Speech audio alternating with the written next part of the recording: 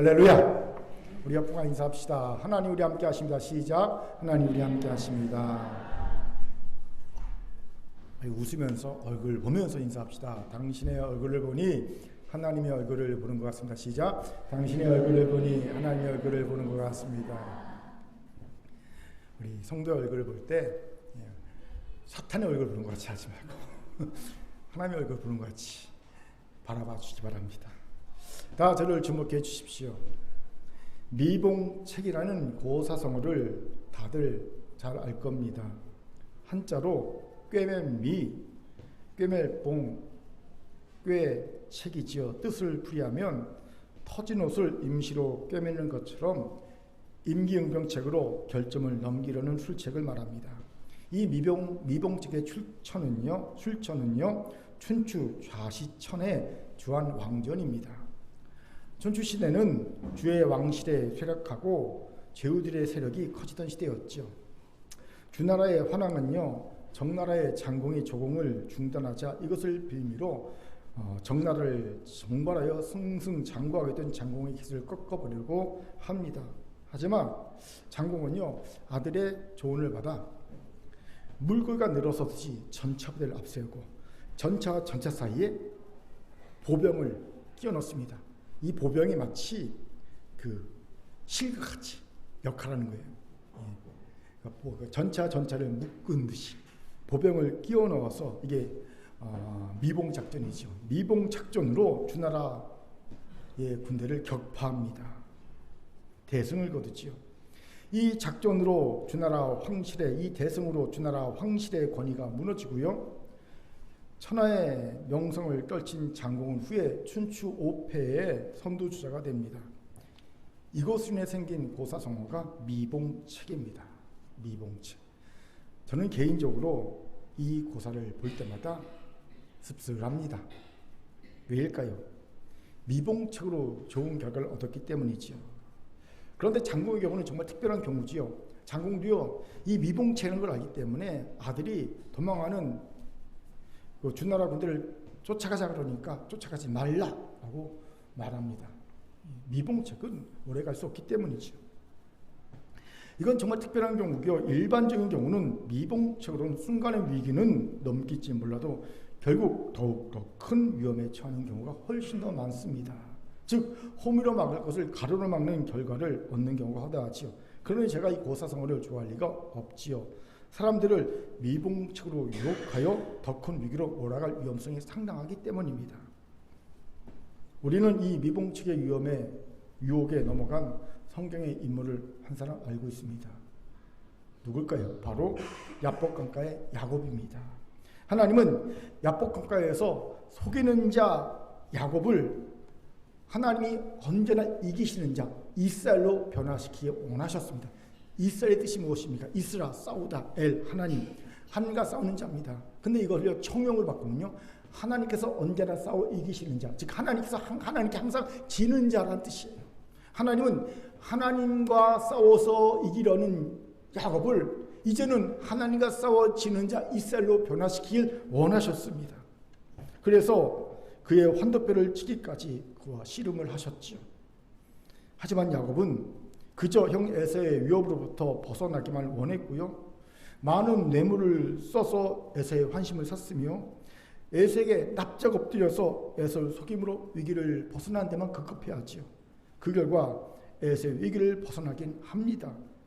야곱의 미봉책이 통한 거지요. 하지만 그 야곱은 호미로 막을 일을 가래로 막는 큰 위기에 처하죠. 딸 디나가 세겜성 송주의 아들에게 몹쓸 짓을 당하면서 생긴 일의 여파로 끔찍한 학살과 약탈이 야곱의 아들들에 의해 자행되고요. 이 일로 인해 야곱 집안은 가나안 사람들에게 죽임을 당할 위기에 처합니다. 야곱 집안이 진멸될 위기에 처한 거지요. 이때야 비로소 야곱은 미봉책이 아닌 정면세를 펼칩니다. 하나님이 언제나 싸워 이기시는 자 참 이스라엘로 변화되기로 결단한 겁니다. 이로 야곱은 죽으면 죽이라는 각오를 가지고 가나안의 핵심 베델로 올라갑니다. 그곳에 가면 죽습니다. 가나안 민족이. 하지만 그곳에 올라갑니다. 하나님과 약속을 지킵니다.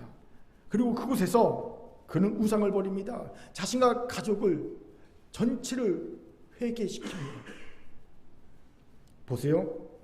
야곱의 미봉책은 당시에는 그를 구원하는 데 도움이 되었습니다. 그렇게 보였습니다. 하지만 결국 그 미봉책으로 인해 야곱은 더 큰 손실과 위험에 직면했음을 보게 되죠. 그렇기에 미봉책의 유혹에 넘어가면 안 됩니다. 그건 쉽고 빠르게 위기를 넘어가게 해줄 수는 있습니다. 하지만 일시적인 거고요. 결국은 더 큰 대가를 반드시 치르게 하는 악수가 될 뿐임을 알아야 합니다. 저는 이 지혜와 분별이 한국 사회와 특히 한국 교회와 큰 교회에게 있기를 바랍니다. 왜요? 사실 한국 교회도 교회의 변질과 타락을 만든 본질적인 문제를 해결하지 못한 채 미봉책으로만 그치고 있기 때문입니다. 그 결과 한국 교회는 지금 심각한 위기 상태에 빠져 있죠. 마치 교회가 멸망, 종말, 소멸을 향해 내리막길을 달려가고 있다는 모습입니다. 아십니까?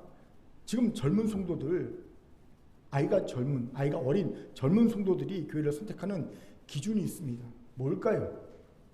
큰 교회? 설교가 좋은 교회? 시설이 좋은 교회? 그건 옛말입니다.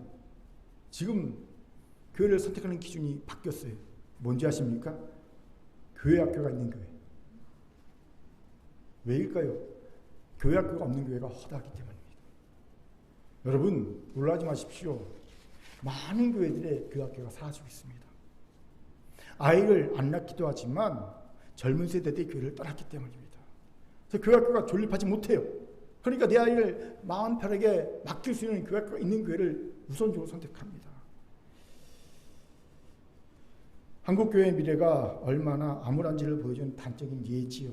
왜 이렇게 되었습니까? 그동안 교회의 본질적인 문제는 건드리지 못하고 미봉책에만 그쳤기 때문입니다. 자, 그럼 한국 교회의 본질적인 문제는 뭘까요, 도대체? 배금주의입니다. 세계적인 영성가이자 목회자의 목회자였던 고 유진 피터스 목사가 한국 교회에 이런 쓴소리를 한 적이 있습니다. 한국 교회는 만몬에게 먹힌 지 오래되었다. 유명한 얘기지요. 만몬은 뭡니까? 배금주의를 섬기는 우상이 만몬 아닙니까? 맞습니다. 한국 교회는 돈이 하나님의 자리를 대신하고 있습니다. 이건 성도들만의 문제가 아니지요. 목사들의 문제이기도 합니다. 이번에 태국 선교를 갔다 왔지 않습니까?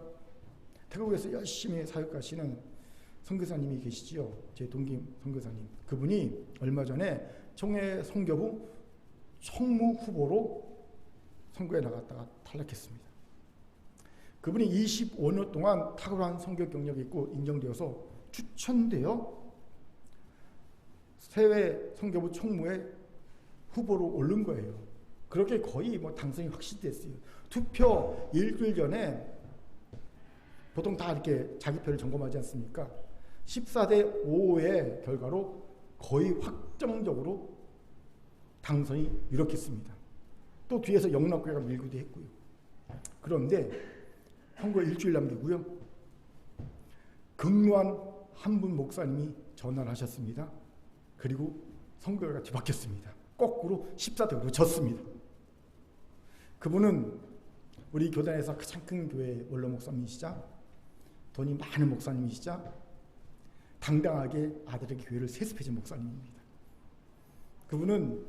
그분이 선교비를 내지 않으면 우리 총회파송 선교사의 반이 선교지를 떠나 한국에 돌아와야 하는 정도의 위세가 아주 크신 분입니다. 그분이 미는 후보가 지고 있다는 소식을 딱 듣자마자 전화 한 통 딱 것입니다. 극로에서 바꿔.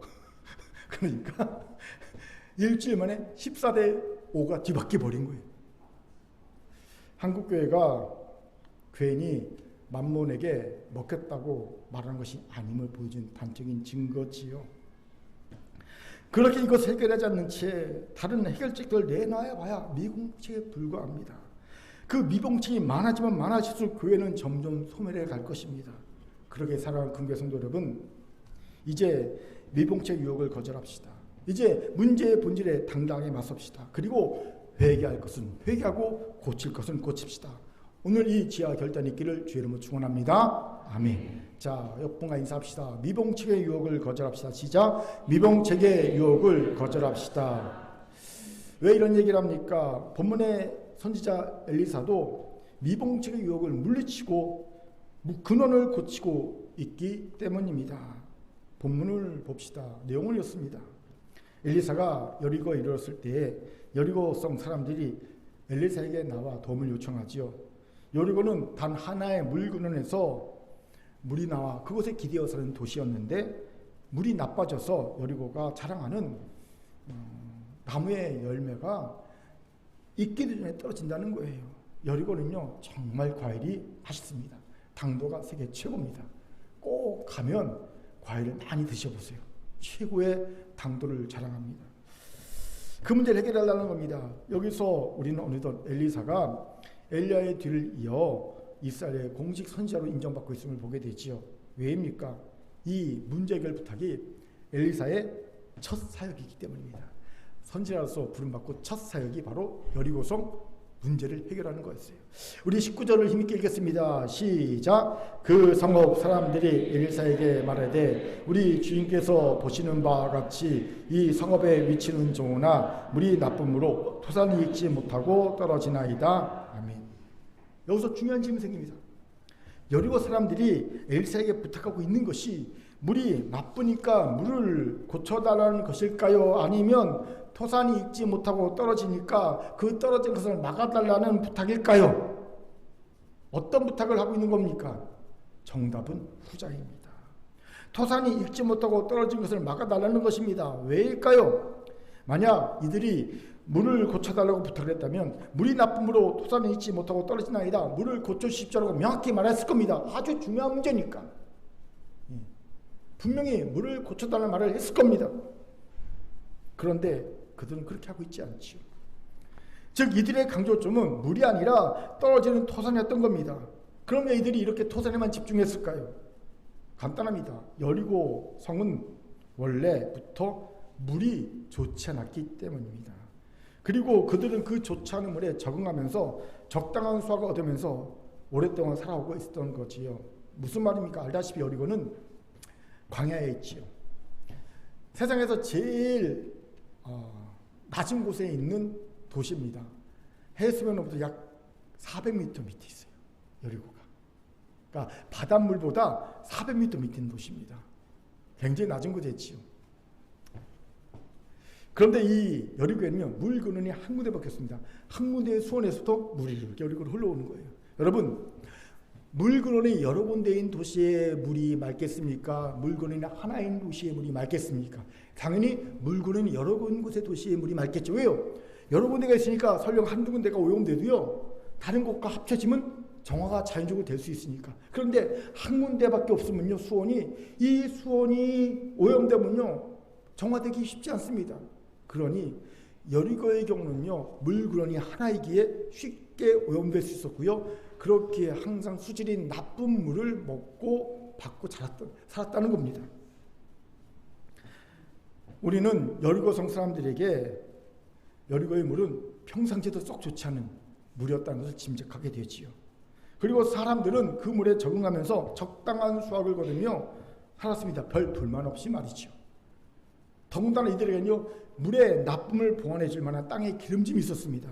오늘 본문에 보니까 성읍의 위치는 좋으나라는 말이 있지요. 바로 그겁니다. 물은 나쁘지만 땅이 좋아요. 그래서 이게 물의 나쁨을 보완해서 풍성한 수확을 거둘 수 있었어요 라는 말입니다. 그런데 근래에 들어서 수질이 더 악화된 겁니다. 결국 이제는 땅의 기름도 무색하게 할 만큼 수질이 나빠진 거죠. 바로 이것입니다. 여리고 사람들은 항상 좋지 않은 물을 보아왔습니다. 그렇게 그들을 물의 수질이 좋아지는 것은 그리 큰 기대를 걸지 않고 있었던 것이죠. 대신 그들은 열매나 예전처럼 수확하고 싶었던 겁니다. 그렇게 그들은 엘리사에게 물 근원을 고치는 것이 아닌 예전의 수확량을 거둘 수 있도록 열매가 익기 전에 떨어진 것을 막아달라고 간청하고 있던 겁니다. 그런데 엘리사를 보세요. 그는 여리고 사람들이 원하는 적당한 수확량이 아닌 물 근원의 문제를 고치려 합니다. 한마디로 미봉책으로 이 문제를 넘기려 하고 있지 않다는 겁니다.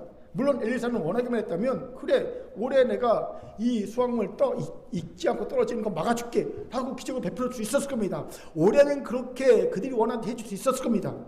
그리고 떠나면 그만이죠. 하지만 그럼 뭐합니까? 내년에는 여전히 또 나쁜 일이 반복될 텐데 그것을 엘리사는 안 겁니다. 그렇게 그는 물 근원을 고치기로 결심한 겁니다. 이것이 도전이 됩니다.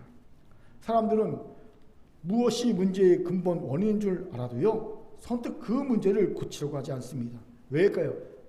괜히 섣불리 손댔다가는 대형 공사가 될 가능성이 크기 때문입니다. 긁어 부스럼이 될 가능성이 크죠. 그러면 골치 아파집니다. 그렇게 적당히 대강 보이는 부분만 수감해 살려고 합니다. 청소 잘못하면요, 온 집안 대형 청소가 되지 않습니까? 그러니까 적당히 보이는 부분만 닦고 말죠. 그런 거예요. 그럼 어찌 됩니까? 이미 말한 대로 호미로 막을 것을 결국은 가루로 막게 됩니다. 자금의 한국 사회가 그렇고요, 한국 교회가 그렇고요, 많은 성도들 삶이 그람을 옵니다. 우리의 연약함이 이것입니다. 그렇기에 문제의 근원을 찾아서 근원부터 고치고 치유한 노력과 이를 위한 대가를 지불할 결단을 해야 합니다. 엘사를 보십시오. 그는 그냥 가까운 곳에 있는 물에 가서 그 물을 고칠 수 있을 겁니다. 하지만 그는 그렇게 하고 있지 않습니다. 대신 그는 물그럼까지 찾아가는 수고를 아끼지 않습니다. 광야 어느 꼴짝에 갔을 겁니다. 거기까지 가는 것을 행합니다. 왜요? 보여준 겁니다. 문제의 근원을 고치고 치유하려면 수고와 대가를 지불해야 한다. 이거 보여준 거예요. 그렇게 살아가는 큰교회 성도 여러분, 문제를 보았습니까? 그 문제의 근본 원인도 보았습니까? 그런데 문제의 근본 원인이 손대기에 너무 어마어마합니까? 그래서 적당히 미봉책으로만 그치고 있습니까? 땜빵만 하고 있습니까? 그렇다면 오늘 용기를 내서 근본 원인을 고치고자 해보십시오. 물론 사람들이 그것을 원치 않을 수 있습니다. 어쩌면 왜 그렇게 사냐, 왜 괜히 문제를 일으키냐고 나를 비난할지 모릅니다. 하지만 그것이 진정 문제의 근본 원인이라면 그것을 해결하기를 주저하지 마십시오. 이를 위해 용기를 구하세요. 수고와 대가를 지불하기를 주저하지 마십시오. 사실 이건 제가 결단한 제 이야기이기도 합니다. 오래전 공동체의 문제의 근원을 봤습니다. 정서적으로 건강하지 못한 영성을 가지고 있다는 겁니다. 우리 교회 성도들이 다 정서적으로 건강하지 못한, 특히 자존감이 낮은 문제를 갖고 있어요. 그런데 솔직히 제겐 이 문제를 고칠 능력이 없었습니다.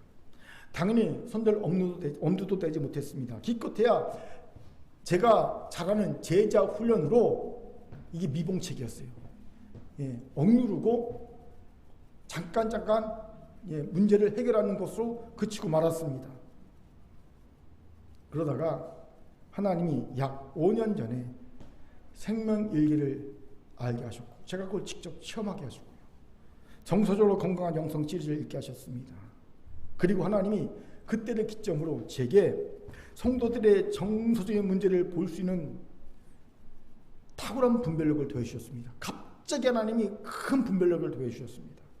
비로소 공동체의 문제를 미봉책이 아닌 근원부터 고칠 수 있는 능력을 갖게 된 겁니다. 그렇게 그때부터 현재까지 이 사역을 해나오고 있지요. 비록 지금은 저 혼자서만 할 수 있는 사역입니다. 하지만 저는 분명히 믿습니다. 얼마 되지 않아 모든 교인들이 이 사역에 동참할 수 있게 될 것이라고.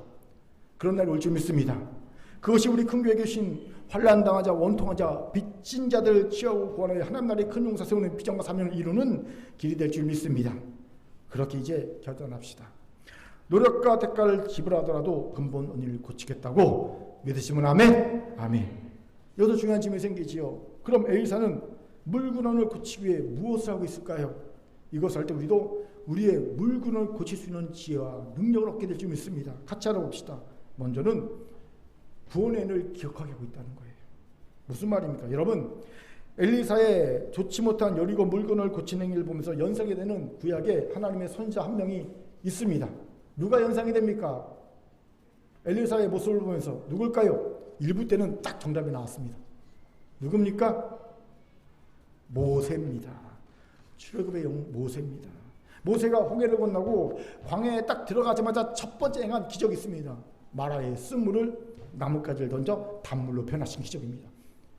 광야 생활 첫 기적이, 모세의 첫 기적이 바로 물을 바꾼 거예요. 수질을 바꾼 겁니다. 그렇게 엘리사의 선지자수의 첫 기적을 보면 자연스럽게 모세가 떠올려집니다. 이것을 엘리사가 인식하지 못했을까요? 내가 이 기적을 행하면 사람들이 나를 보면서 모세를 떠올릴 것이다. 생각하지 못했을까요? 했을 겁니다. 왜요? 엘리사에게도 이건 데뷔 기적이니까. 첫 번째 데뷔 기적이니까. 분명히 그 의미를 알았을 겁니다. 그렇게 엘리사는 그저 미봉책으로만 과실만 안 떨어지게 해달라고 요청하는 여리고 주민들의 요청을 거절하지 않은 겁니다. 저 같으면요 거절했을 것 같습니다. 문제의 근본 원인은 방치치 않은 채 미봉책만 요구하는 모습이 한심해 보이기 때문입니다. 너희들이 그런 식으로 미봉책을 요구하면 난 너희들 요청 안 들어줘, 뭐 이렇게 저는 말했을 것 같습니다. 하지만 엘리사는 이것을 통해 보여주고 싶었던 것이 있었어요. 이스라엘 백성의 진짜 문제가 무엇이고 그것을 해결할 방법이 무엇인지를. 그렇게 그는 여리고 주민들이 요청하지 않았음에도 마치 모세가 광야에서 첫 번째 기적을 행한 그 연상되는 행위를 하고 있는 겁니다. 바로 물군을 고친 거죠. 질문이 생기죠. 그럼 엘리사가 물군을 고친 행위를 통해 보여주고 싶었던 이스라엘 백성의 진짜 문제는 무엇이고 그 해결책은 무엇입니까? 바로 출애굽의 은혜를 베푸신 구원의 하나님을 잊어버린 겁니다. 그 잊어버린 하나님을 다시 기억하는 겁니다. 그렇습니다. 엘리사가 자신의 행위를 통해 연상시키고 싶었던 것은 모세가 아니라 사실은 모세는 그저 하나님의 가리키는 손가락이었을 뿐이고요. 진짜 모세가 보여주고 싶고 연상시키고 싶었던 것은요 하나님이셨습니다. 어떤 하나님? 출애굽의 구원의 은혜를 베푸신 하나님입니다. 그 하나님, 이스라엘 백성을 광야로 이끄시고 광야에서 인도하시 보호하신 하나님이십니다. 왜 이런 생각을 했을까요? 이스라엘의 근본 문제는 수질이 악화되어서 과일이 익기 전에 떨어지는 것이 아닌 구원의 하나님을 잊어버린 것이었습니다. 하나님과의 관계가 멀어진 것이었기 때문입니다. 그렇게 엘리사는 굳이 요청하지 않았음에도 출애굽의 하나님의 기억을 떠올리게 하는 물군을 고친 기적을 행한 겁니다. 그런데 이건 단지 엘리사만의 생각이 아닙니다. 사실 구약의 선지자들이 공히 외쳤던 선포의 주제입니다. 구약을 보면 선지자들이 항상 같이 외치는 게 있습니다. 출애굽의 하나님을 기억하라. 계속 외칩니다. 출애굽의 구원 하나님을 기억하는 것이, 그리고 잊어버림이 이스라엘의 모든 문제의 근본 원인임을 안 거지요. 그중 한 선지자 얘기를 듣겠습니다. 호세아서 12장 13절 같이 읽겠습니다. 시작. 여호와께서는 한 선지자로 이스라엘을 애굽에서 인도하여 내셨고 이스라엘이 한 선지자로 보호받았거늘. 아멘. 보세요. 호세아 선지자도 이스라엘이 하나님을 떠난 것, 이스라엘이 불법을 저지른 것, 모든 죄악, 하나님의 신발받는 모든 원인은 출애굽의 하나님을 잊어버린 거다 라고 말합니다. 그렇게 그 하나님을 기억하라고 얘기하고 있는 겁니다. 이것을 주목합시다.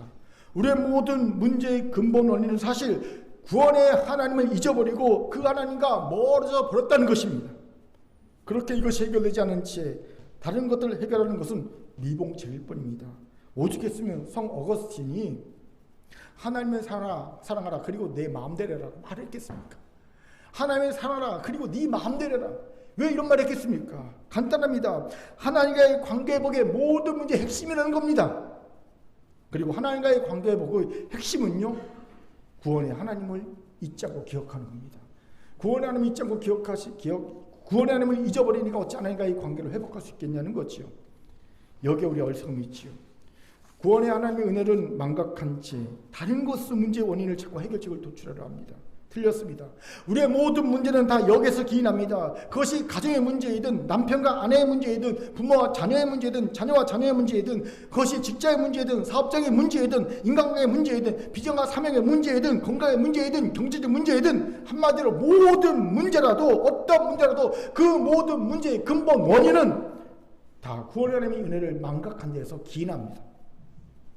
하나님과 관계에서 멀어진 것에서 기인합니다. 왜 이런 말 합니까? 신명기 6장 1절, 10절부터 13절까지가 이것을 알려줍니다.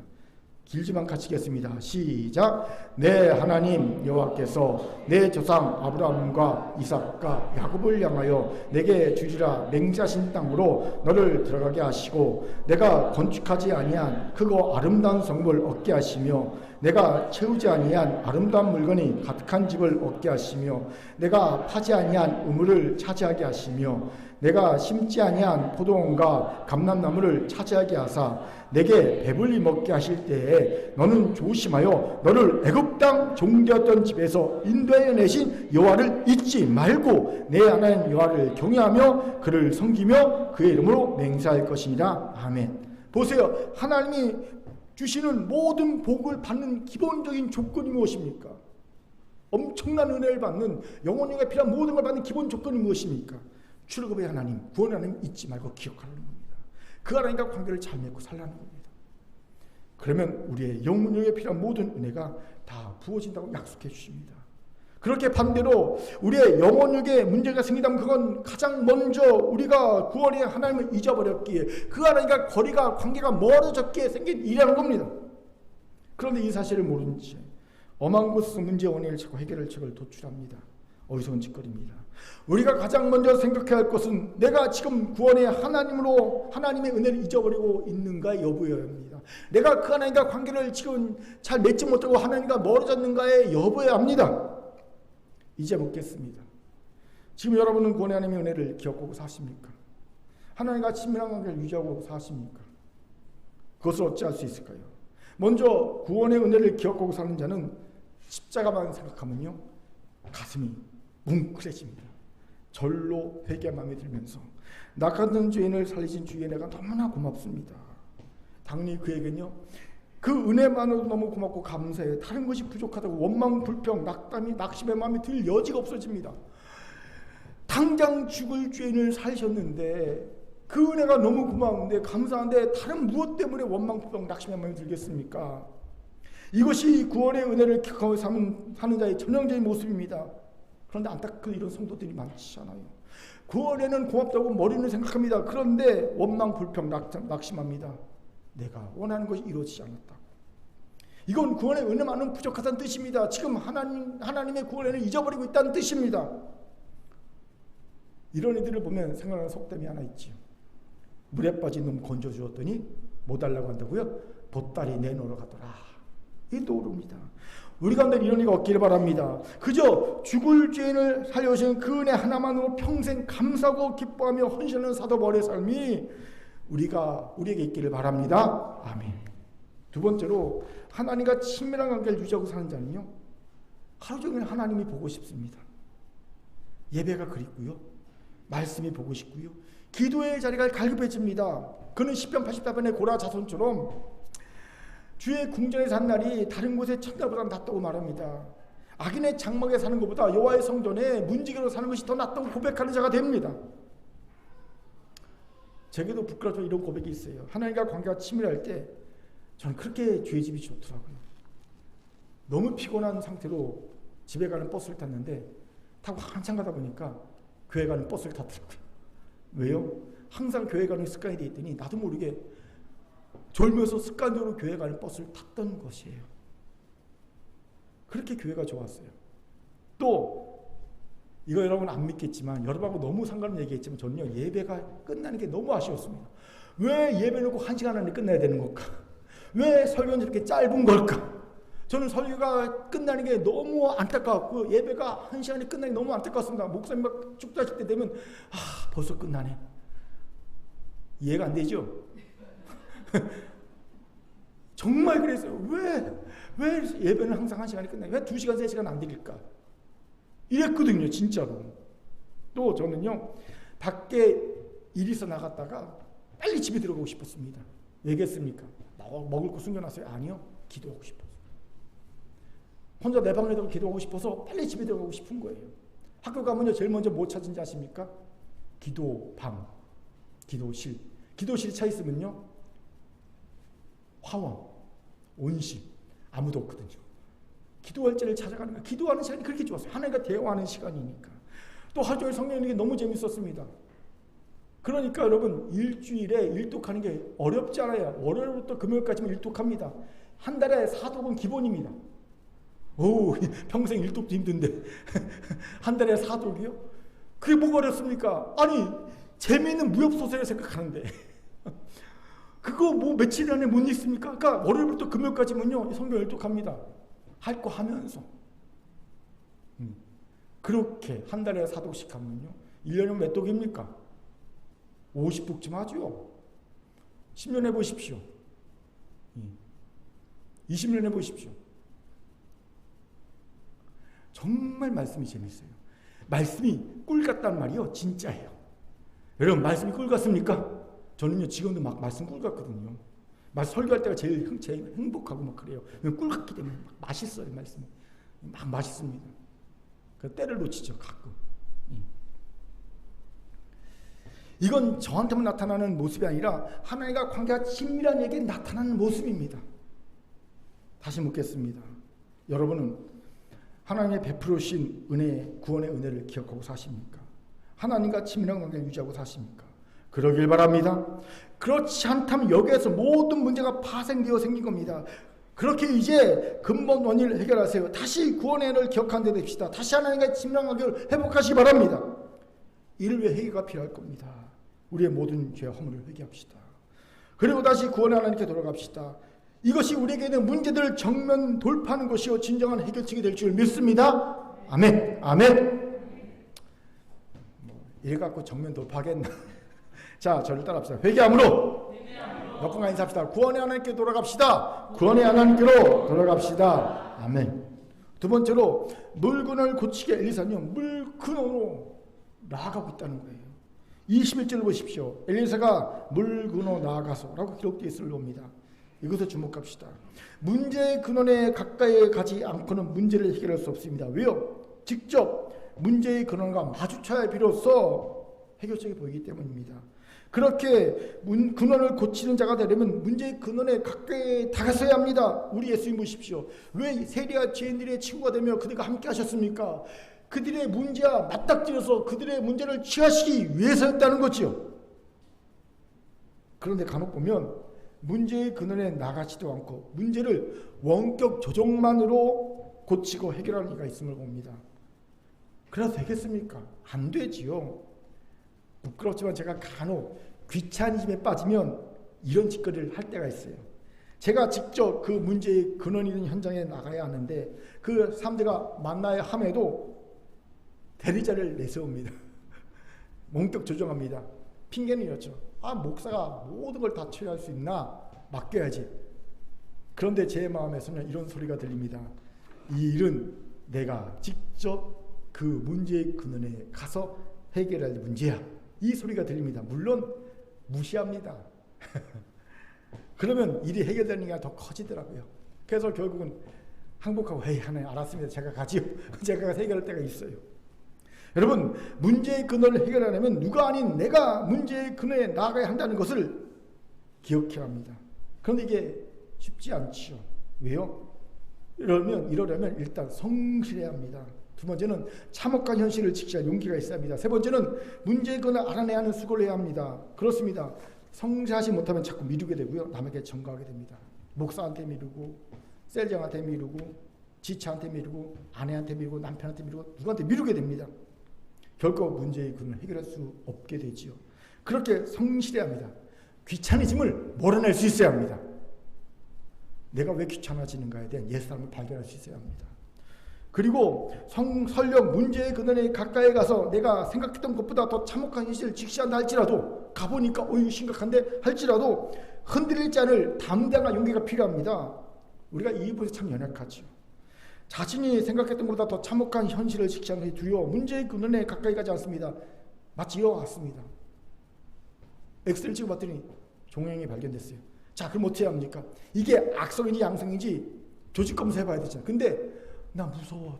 혹시 악성이면 어떻게 해요? 조직 검사를 안 하는 거예요. 이런 사람 어떻습니까? 진짜 답답하죠. 아니 일단 해서 악성인지 양성인지 확인해 봐야 될 것 아닙니까? 근데 그것 자체가 너무 두려워서 확인을 안 하는 겁니다. 무지 답답하죠. 이런 답답한 성도들이 있다는 겁니다. 참혹하든 어떻든 일단 문제의 근원에 나가서 직시해야 뭔가 수가 나도 날 것이 아닙니까? 그런데 회피합니다. 도망치려 합니다. 그렇게 이제 회피도 하지 말고 도망치지도 마십시오.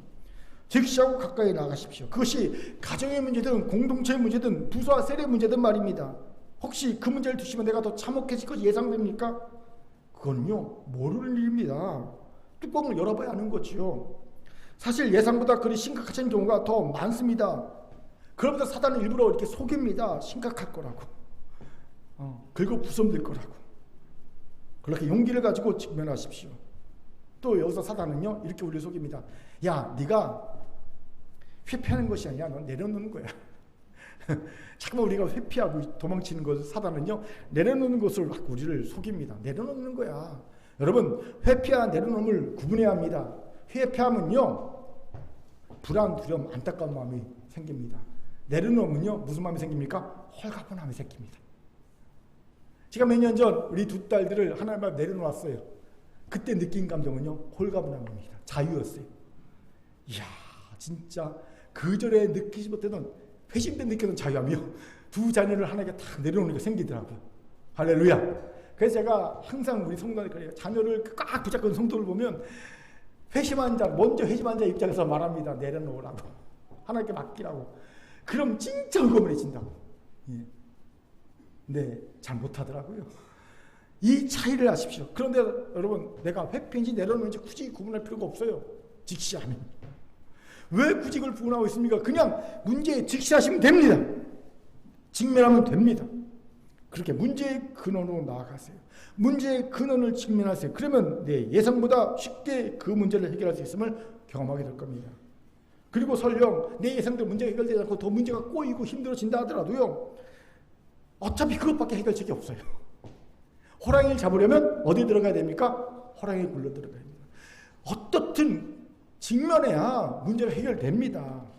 그렇게 용기를 가지고 물 걸어 나가시길 바랍니다. 여기서 필요한 것이요. 하나님 용기를 구하는 겁니다. 하나님께 용기를 구하는 겁니다. 여러분, 용기는 어떻게 우리에게 주어진지 아십니까? 하나님 신뢰에서 용기가 나옵니다. 용기는 그냥 생기지 않아요. 하나님 신뢰에서 나옵니다.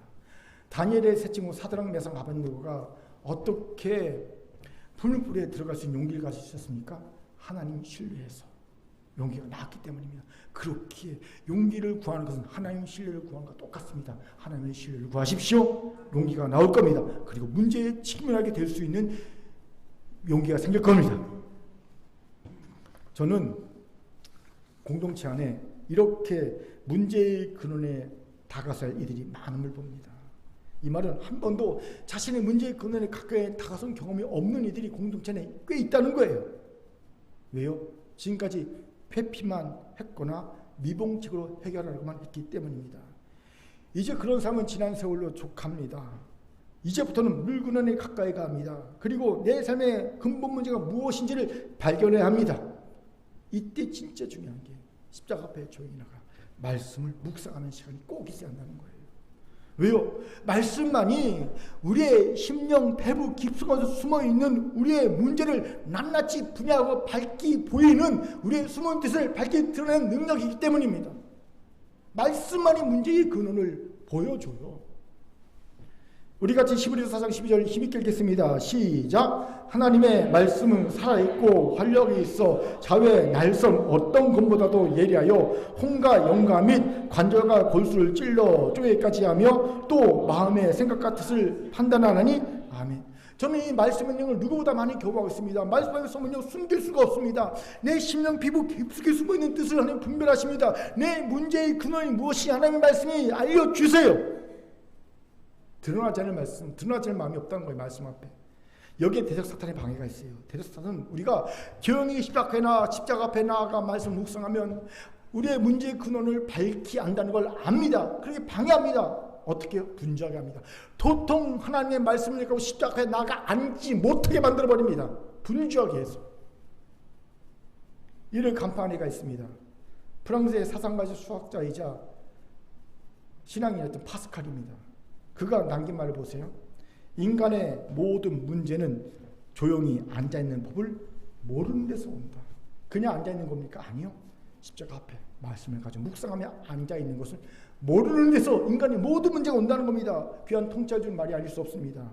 그렇기에 물 근원에 가까이 다가갔다면 이제 조용히 십자가 앞에 나가십시오. 말씀을 가지고 그 말씀으로 여러분이 처한 문제가 무엇인지를 밝히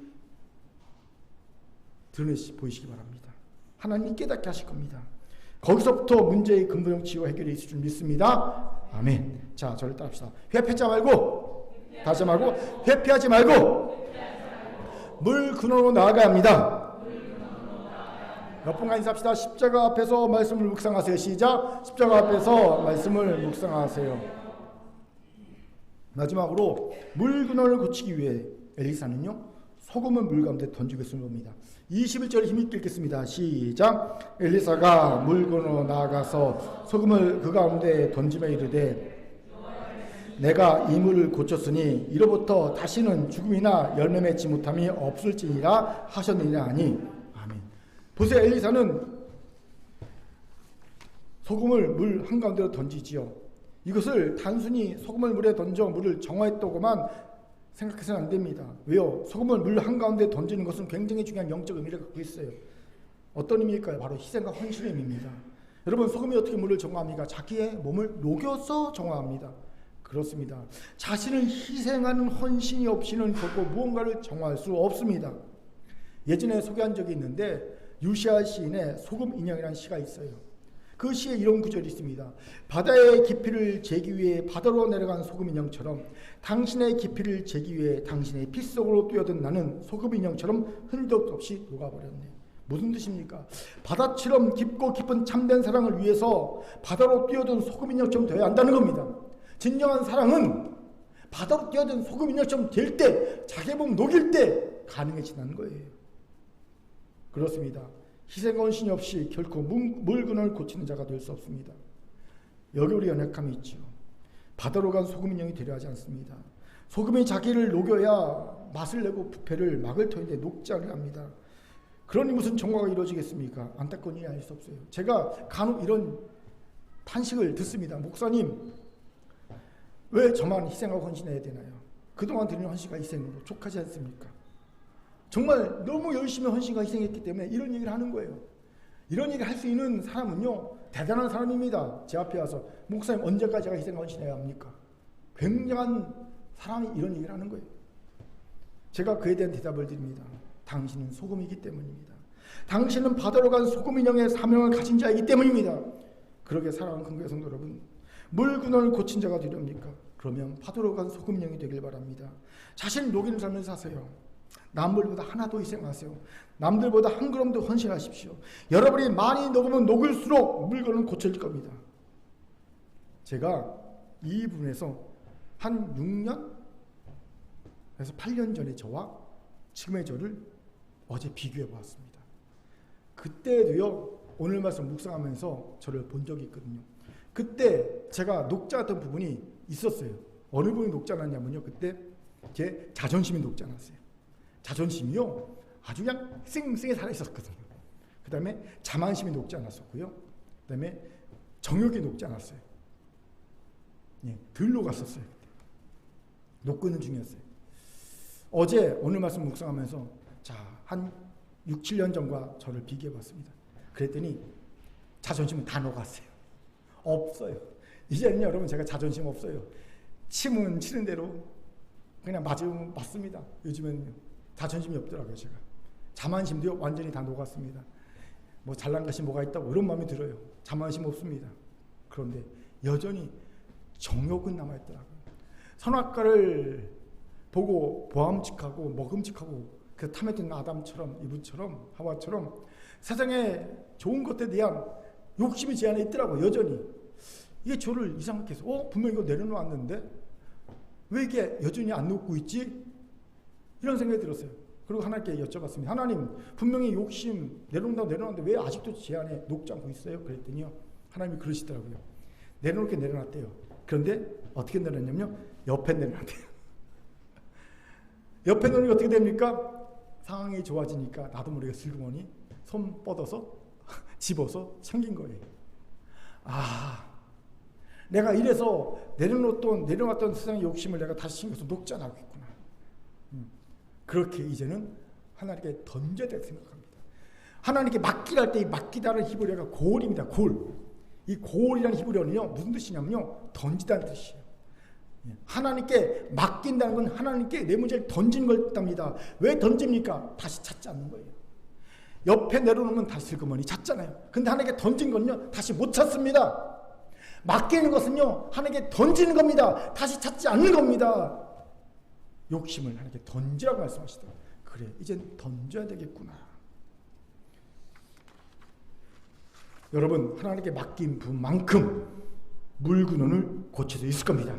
내가 녹은 만큼 물건을 고칠 수 있을 겁니다. 저는 확신합니다. 여러분의 가정과 직장과 사업장과 큰교회와 각 부서의 셀의 물건은요, 여호와께 자신을 던지며 소금 인형이 된 이가 얼마나 되냐에 따라, 얼마나 많이 녹았냐에 따라 결정될 것인 사실을 분명히 확신합니다. 오늘 물 가운데로 완전히 자신을 던져서 완전히 녹이는 우리 모두가 되기를, 그래서 물건을 고친 이가 되기를 주님으로 축원합니다. 아멘. 여기서 주목해야 할 것이 있어요. 엘리사가 그냥 물 한가운데로 소금만 던지고 있지 않다는 겁니다. 그럼요, 말씀 함께 소금을 던집니다. 21절 보십시오. 여호와의 말씀이 내가 이 물을 고쳤으니 이로부터 다시는 죽음이나 열매 맺지 못함이 없을지니 하셨느니라 라는 약속의 말씀과 함께 소금을 던지지 않습니까? 바로 이겁니다. 그냥 헌신과 희생은요, 다른 이들도 할 수 있습니다. 타 종교도 헌신하고 희생할 수 있습니다. 하지만 우리가 그들의 정확한 구별점이 있습니다. 우리는 약속의 말씀에 근거해서 희생하고 헌신하는 겁니다. 그렇습니다. 우리는 약속의 말씀 없이 희생 헌신하지 않습니다. 그건 자기일 뿐입니다. 그렇게 오직 약속의 말씀에 근거해서 희생 헌신해야 합니다. 사랑하는 근거의 성도 여러분, 이제 그만 버팅깁시다. 녹자는 소금은 아무 쓸모가 없습니다. 그런 소금은 그냥 길거리에 버려져 행인에게 밟힐 뿐입니다. 이제 여러분 자신을 보세요. 밟히고 있지 않습니까? 세상에게, 사단에게 수치와 조롱을 당하고 있는 부분이 있지 않습니까? 밟히고 있는 겁니다. 그런데 그 밟힌 부분 보세요. 내가 녹지 않은 부분일 겁니다. 내가 녹지 않은 그 부분이 밟히고 있을 겁니다. 그렇게 이제 그만 밟힙시다. 그 부분을 녹입시다. 물 가운데 던져 넣읍시다. 희생원시를 드립시다. 이럴 때 분명 수치와 조롱의 인생이었던 내가 물건을 고치는 영광의 상업, 변화된 놀라운 일이 벌어질 줄 믿습니다. 나도 고칠 수 있어요. 물건은 수치를 영광으로 바꿀 수 있습니다. 이런 우리가 되기를 주님은 축원합니다. 아멘. 자, 저를 따릅시다. 나는 말씀과 함께 녹아야 하는 소금의 영입니다. 옆으로 인사합시다. 당신은 녹아야 하는 소금 인형입니다. 시작. 당신은 녹아야 하는 소금 인형입니다. 녹읍시다. 자꾸만 상대방에 녹아야 한다 그러지 말고 내가 먼저 녹으시면, 남한테 녹으라고 하지 말고 내가 녹으세요. 이제 말씀을 마치죠. 오랫동안 기도하며 기다리던 4월 10일 총선이 끝났습니다. 개인적으로 이렇게 총선을 기다려본 적이 없던 것 같습니다. 정말 오랫동안 기다렸습니다. 그런데 저는 이번 4월 10일 총선의 결과에 반응하는 정부 여당, 특히 대통령의 모습을 보면서 이들이 미봉책의 유혹에 넘어가지 않길 기도해야겠다는 생각을 정말 간절히 했습니다. 다 알듯이 이번 총선은 야당의 압승, 여당의 참패로 끝났지요. 혹자는 여당이 개헌 저시성 100석을 넘었기에 선방했다고 하던데 이건 선거 역사를 모르는, 전혀 모르는 무지한 소리일 뿐입니다. 우리 총선 역사상 정부 여당이 야당에게 진 적은 딱 한 번 있습니다. 국힘당이 새누리당이고 문재인 전 대통령이 대표였을 때 딱 한 번 졌습니다. 그때 어떻게 졌냐면 123석 대 122석으로 한 석 차로 졌어요. 이게 유일한 패배입니다. 심지어 이명박 대통령이 정권 말기에 지지율이 25% 왔다 갔다 할 때 그때 새누리당이요 152석, 과반을 넘은 152석으로 총선에서 이겼습니다. 우리 국민 정서가 그래도 일하는 정부 여당에게 표를 몰아줘야지, 힘을 실어줘야지 하는 정서가 강합니다. 그래서 정부 여당의 총선 진행이 거의 없어요. 그러니 이번 선거는요, 우리나라 선거 역사상 유례를 찾아볼 수 없는 민주진영의 대승이고요, 보수 여당의 대참패가 맞습니다. 윤 정권이 보여준 무능과 무법과 무치에 대한 준엄한 민심의 심판이죠. 이것을 인식한 듯 정부 여당도요 선거 참패에 대한 조치를 취하더라고요. 한동훈 선거위원장이 사퇴를 하고 내각도 총사퇴를 한다고 하더라고요. 그런데 저는 이 모든 조치가 눈 가리고 아웅하는 미봉책에 그치고 있다는 의심을 지울 수가 없습니다. 왜입니까? 몇 가지 이유 때문입니다. 먼저 총선이 여당의 대참패로 나오고 그 결과는 분명한 정권에 대한 심판이 명백하지 않습니까? 그러자 대통령실이 입장문을 냈죠. 그런데 대통령이 직접 나와서 정말로 공손하게 국민에게 사과를 하는 것이 아니라 대변인을 보내서 딱 56자 입장문을 발표했습니다. 56자. 이게 며칠 전에 4월 4일인가요? 전공의 대한전공의협회 비대위원장인 박한이라는 젊은이를 용산을 불러서 140분을 설득한 것과 너무 비교됩니다.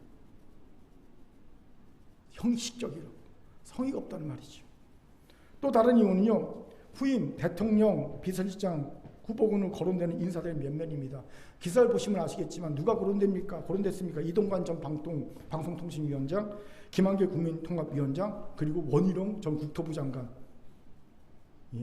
등등. 또 신설되는 정무장관의 장채원 의원이 임명돼서 있다는 이야기가 돌고 있습니다. 그런데 이것이 사실이라면 이건 국민의 눈높이를 무시하고 지금까지와 같이 불통의 정치 이어가겠다는 의도로밖에 비치지 않습니다. 그렇게 이번에도 적당히 미봉책으로 이 위기를 넘기려는 꼼수를 피하는 것이 아닌가라는 합리적인 의심이 드는 거예요. 제발 아니기를 바랍니다. 그렇다면 우리 국민들 너무 불쌍해지잖아요. 대한민국 너무 위험해지기 때문입니다. 여러분, 불법적으로 원래 기한 안에 발표되는 무역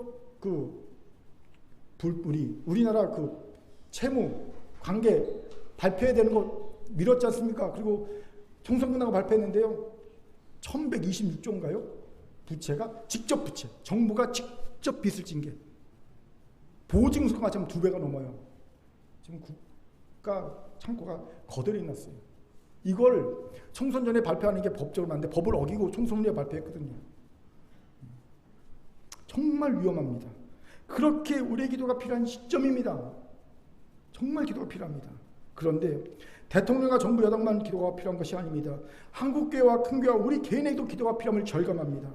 더 이상 미봉책의 유혹에 넘어가지 않고 문제의 근원을 파악하고 당당히 맞서서 해결할 수 있어야 합니다.